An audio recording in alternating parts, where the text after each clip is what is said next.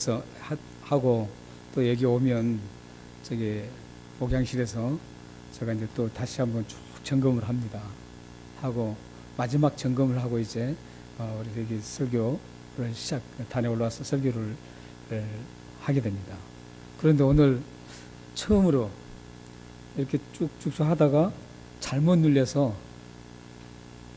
준비했던 게 다 날아가 버렸습니다. 그래서 지금 이제 제가 준비했던 그 기억을 가지고 오늘 함께 말씀을 나누고자 합니다. 제목은 이제 주보에 나와 있으니까 여러분들이 참조하시면 될 것 같고요.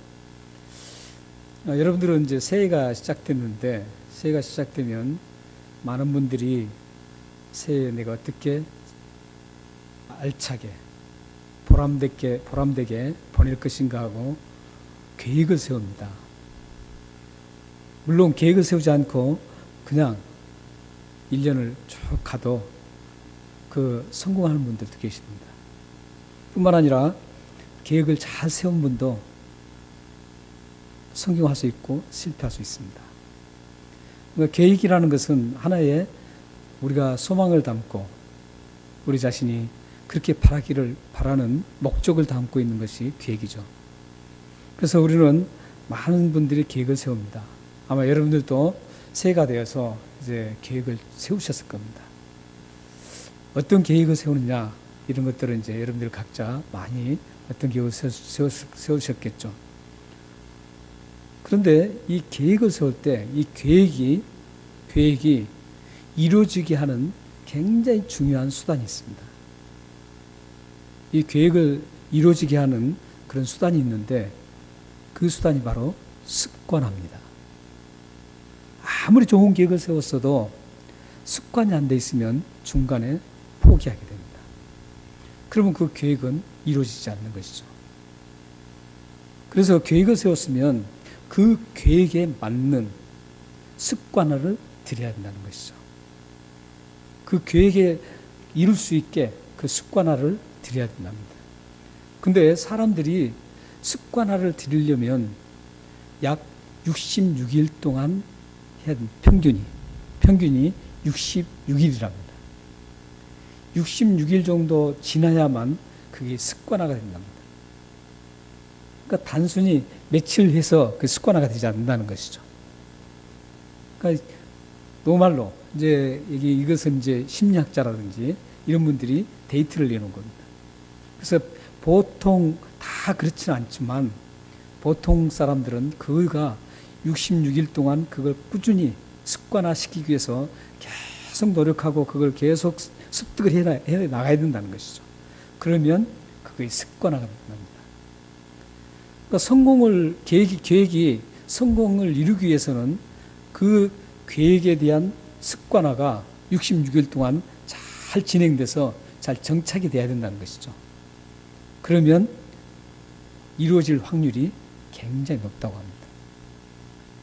그런데 반대로 만약 습관화가 안 돼 있으면 실패할 확률이 굉장히 많이 있죠.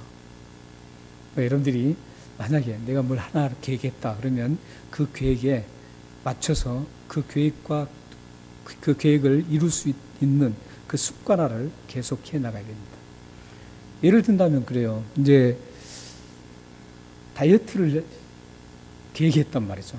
다이어트를 계획했는데 그냥 세운다고만 되지 않습니까?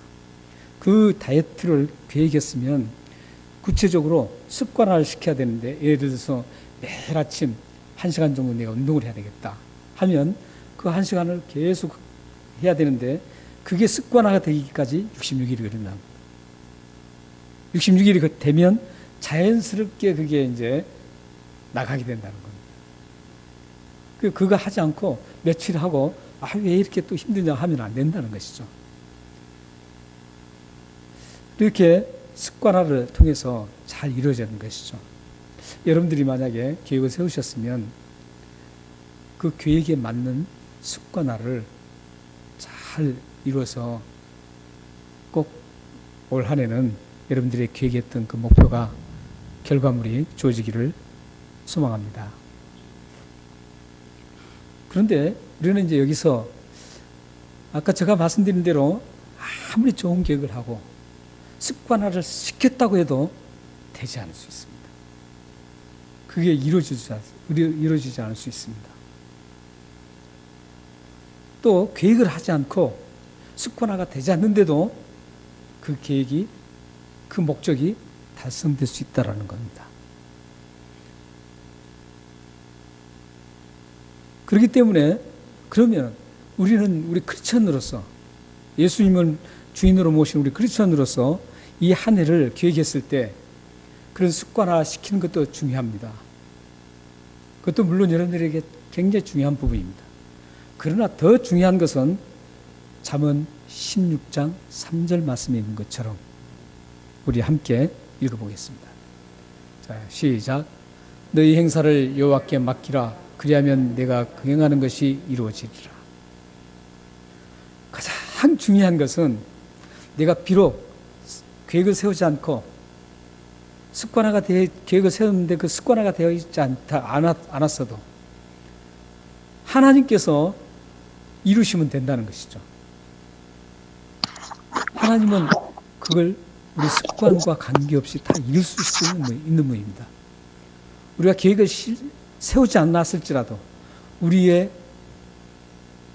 마음의 경영, 우리가 경영하고 싶은 것들, 그것은 우리가 하고 싶은 것들이에요.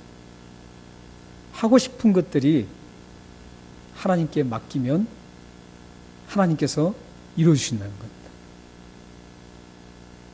그런 후에 우리 인간이 해야 될 게 있죠. 바로 이게 먼저 이루어진 다음에, 그 다음에 우리들이 하나님 앞에 맡긴 후에, 그 다음에 우리가 해야 될 것들. 하나님 앞에 내가 습관화를, 계획을 습관화시키는 겁니다. 그러면 훨씬 더 좋아지겠죠. 오늘 본문 말씀에 보면 예수님께서 두 가지 비유를 말씀합니다. 하나는 망대 비유, 28절에서부터 30절까지 망대를 이제 세우는데, 망대라는 것은 적이 오나 안 오나 관찰하는 것이고, 큰 농토를 가진 사람은 그 농토를 지키기 위해서, 예를 들어서 동물로부터 지키기 위해서 그 망을 보는 그런 것입니다. 그래서 이 망대를 세우는데 어떻게 계획을 해야 되는가? 계획을 했으면, 망대를 세우려고 계획을 했으면 먼저 무엇을 해야 될 것인가를 예수님이 지금 말씀하고 계십니다. 그리고 31절에서 32절에는 어떤 왕이 있는데 왕이 전쟁을 계획을 합니다. 전쟁을 계획하는데 그 전쟁에서 계획을 했으면 먼저 해야 될 것들이 있다라는 겁니다. 우리 먼저 그러면 망대의 비유를, 예수님 하신 비유를 생각해 보시죠. 어떤 분이 이제 망대를 세우려고 계획을 했습니다. 했으면 먼저 해야 될 게 뭐냐면 비용 계산이라는 겁니다. 비용을 계산하는 겁니다. 이 망대에 예를 들어서 돌이 얼마만큼 들어가고 또 인부가 얼마만큼 소요되고 이런 구체적인 계산을 잘 해야 된다는 겁니다. 그 계산을 하고 그 다음에 자기 수중에 그게 충분히 감당될 수 있는 비용이 있다면 그것을 진행해서 망대를 공사를 시작하라는 겁니다. 그런데 그 계산 없이 무턱대고 망대를 지으려고 하다가 비용이 다음에 바닥나서 중간에 공사가 기초만 쌓고 중단된다면 어떻게 되겠냐는 것이죠. 그럴 때 오늘 본 말씀에 보면 그럴 때 두 가지 이유 때문에 이 계산을 하라는 겁니다. 첫 번째 이유는 뭐냐면 이 공사가 완공하기 위해서 비용을 계산해야 된다는 겁니다.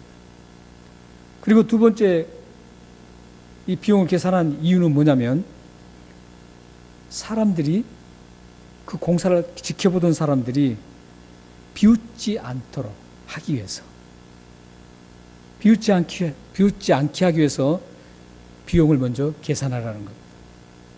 근데 여기서 지금 비웃는다 이 표현이 단순히 저 사람 뭐 저래 이게 아니라는 것이죠. 이 비웃는다는 그 단어는 어떤 의미를 가지고 있냐면 경멸한다라는 의미를 가지고 있습니다. 그냥 단순히 저 사람 저렇게 못 지었구나, 이거 저런 하는 수준이 아니라 저 사람은 저걸 계산도 않고 지어서 이제 저런 사람들과는 이제 상대를 할 필요가 없다라고 생각한다는 거죠. 상대조차 하기 싫다라는 겁니다. 굉장히 더 큰 의미를 가지고 있어요. 단순히 비웃는 게 아니라 비웃음을 넘어서 저 사람과는 이제 저런 사람과는 이제 상대조차 하면 안 된다라고 생각하는 거죠. 그렇다면 예수님은 왜 이 지금 망대 계획을 한 사람의 먼저 비용을 계산하라고 그렇게 말씀하셨을까요? 지금 이 말씀은 예수님의 제자가 된 자격을 얘기하고 있습니다. 예수님의 제자가 되었으면 어떻게 해야 되는가? 예수님의 제자가 되려고 계획을 하고 했으면 어떻게 해야 되는가를 지금 말씀하고 있는 거예요.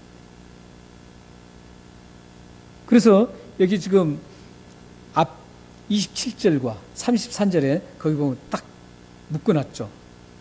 제자의 어떤 조건, 제자들이 먼저 해야 될 부분을 딱 묶어놨어요. 그리고 그 중간 사이에다가 예수님께서 이 두 비유를 지금 집어넣고 있습니다.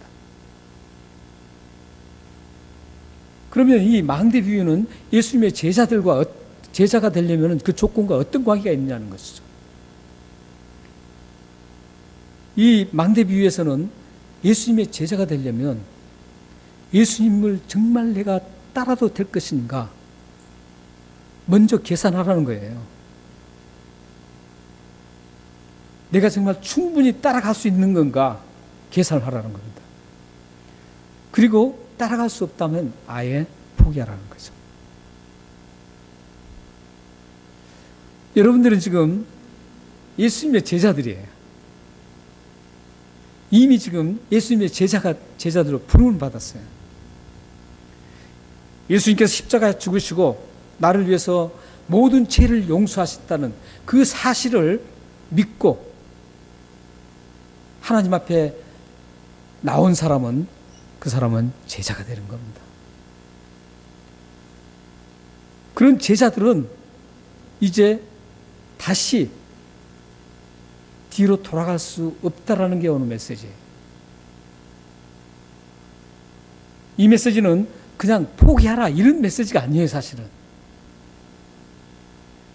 이미 제자가 되었다면 이제 그 감정을 가지고 살아라는 거죠. 완공을 하라는 거예요. 제자로서의 모든 역량을 발휘하라는 의미입니다.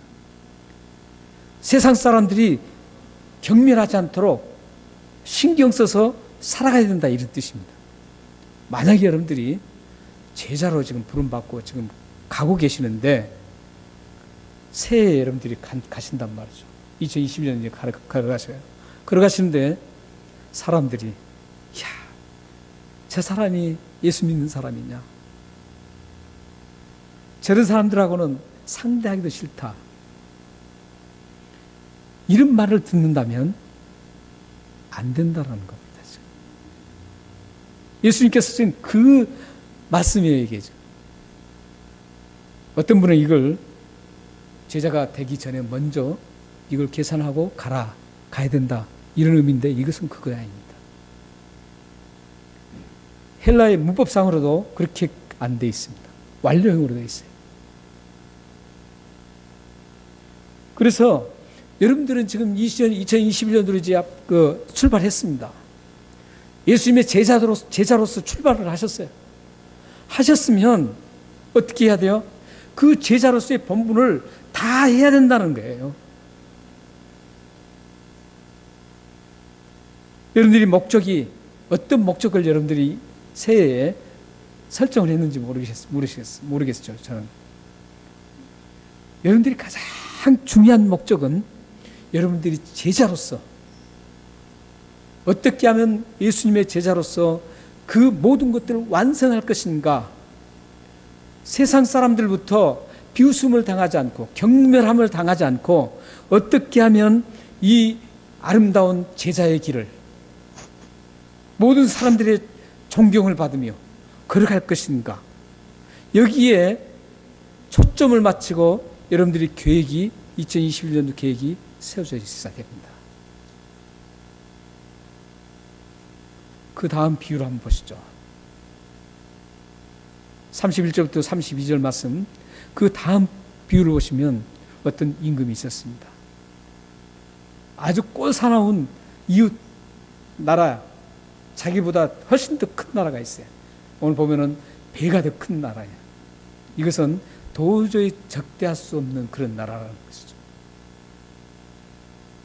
그런 나라가 있어요. 나라가 있는데 저 나라를 참 항상 괴롭히는 저 나라를 좀 쳐서 우리가 이기고 싶다, 이런 생각을 가지고 있습니다.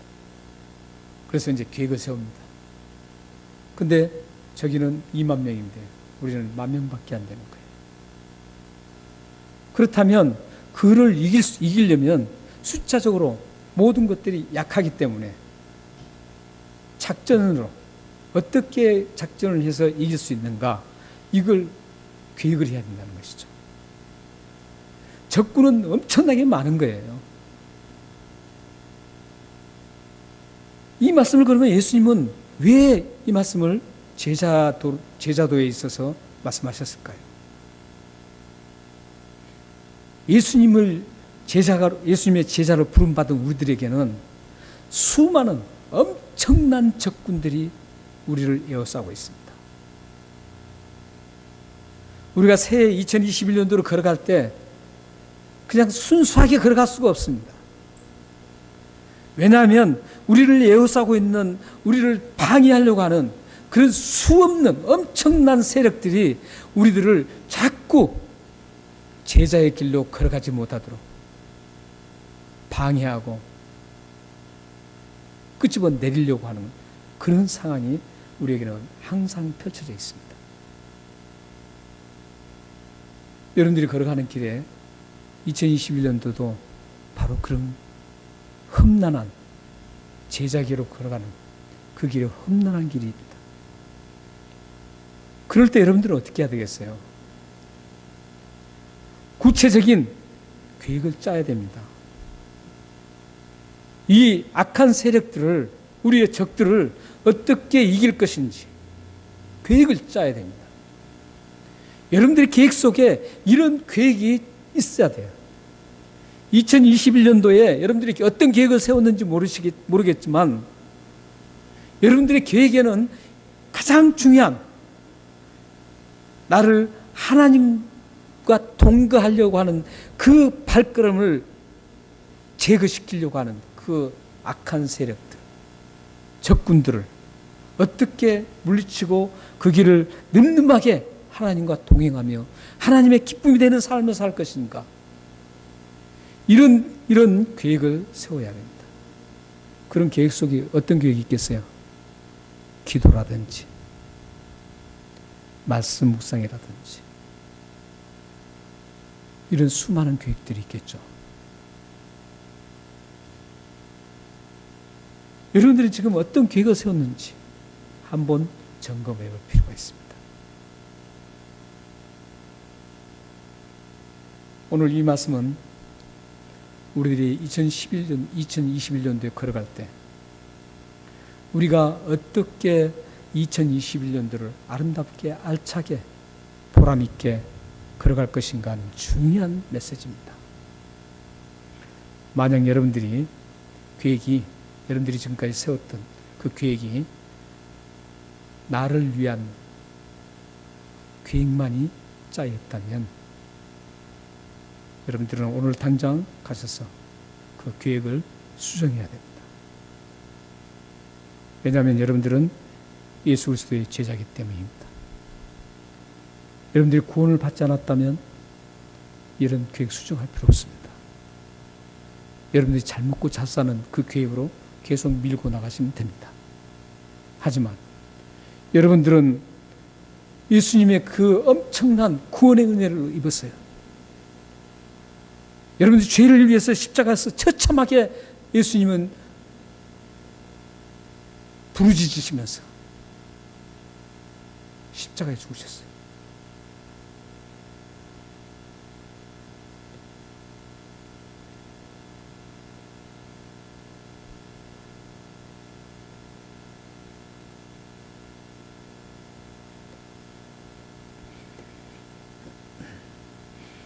예수님께서는 여러분들의 그런 큰 은혜를 주셨습니다. 누구도 씻어줄 수 없는 죄를 용서하시고 영원한 생명을 여러분들에게 주셨습니다. 그 생명 주신 예수님을 여러분들은 따른다는 것 자체가 제자입니다. 그러므로 여러분들이 세웠던 계획들을 오늘 진지하게 살펴보시기 바랍니다. 만약 나를 위한 계획이 온통 쏠려 있다면 이제 제자가 되는 길의 계획으로 수정해야 합니다. 여러분들의 모든 계획은 하나님을 드러내는 계획이어야 되고 나를 구원하신 예수 그리스도를 전파하는데 사용되는 계획이 되어야 합니다. 그런 계획이 아니라면 여러분들은 지금 제자로서의 그 길을 가지 못하고 있는 겁니다. 오늘 이 두 가지 비유에서 만약에 여러분들이 그 길을 제대로 가지 못하면 사람들이 여러분들을 비웃습니다. 여러분들을 경멸합니다. 저런 사람하고는 상대도 하기 싫다라고 여러분들이 경멸을 당한다면 하나님은 얼마나 마음이 슬프겠습니까? 여러분들은 올 한 해를 계획을 잘 들여다보시면서 세밀하게 보시면서 제자로서의 내가 그 길을 걸어가는 길로 그 계획들을 잘 다듬으시길 바랍니다. 그러시면 하나님께서 여러분의 계획들을 도와주셔서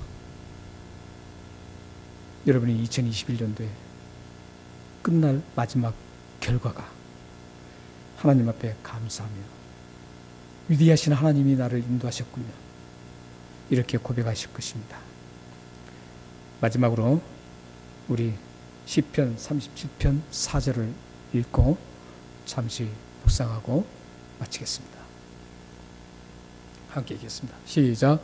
또 여호와를 기뻐하라. 그가 내 마음의 소원을 내게 이루어 주시리로다. 우리는 이 말씀에서 유심히 깊이 들여다봐야 할 말씀이 있습니다. 내 마음의 소원이 어떤 것인가를 잘 보셔야 됩니다.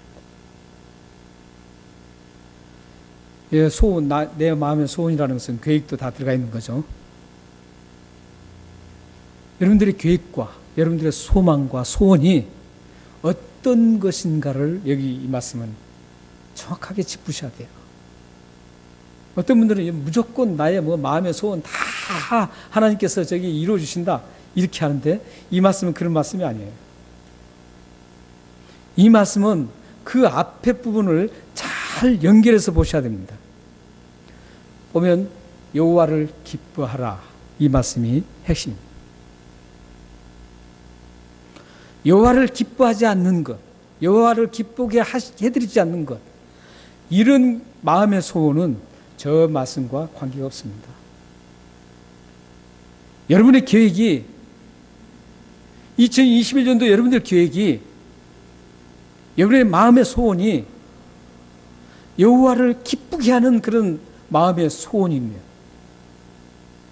여호와를 기쁘게 하는 여러분의 목적과 계획은 하나님께서 이루어주신다는 그런 뜻입니다. 만약 여러분이 2021년도에 세웠던 계획이 하나님을 기쁘시게 하는 계획이 아니라 나를 기쁘게 하는 계획. 단순히 인간을 기쁘게 하는 계획이었다면 저 말씀과는 전혀 관계가 없습니다. 사랑하는 여러분들이 꼭 오늘 돌아가셔서 계획을 세우지 않으신 분은 영적인 계획들, 내가 하나님을 위해서 올 한 해를 어떻게 제자로서 살아갈 것인가, 이런 구체적인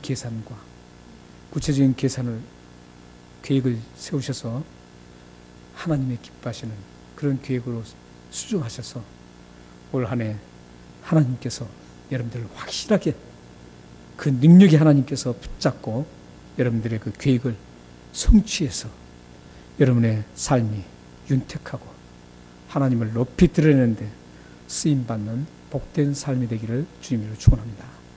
기도하겠습니다. 좋으신 하나님 감사합니다. 하나님은 못할 것이 없는 분이라고 우리는 확실하게 믿습니다.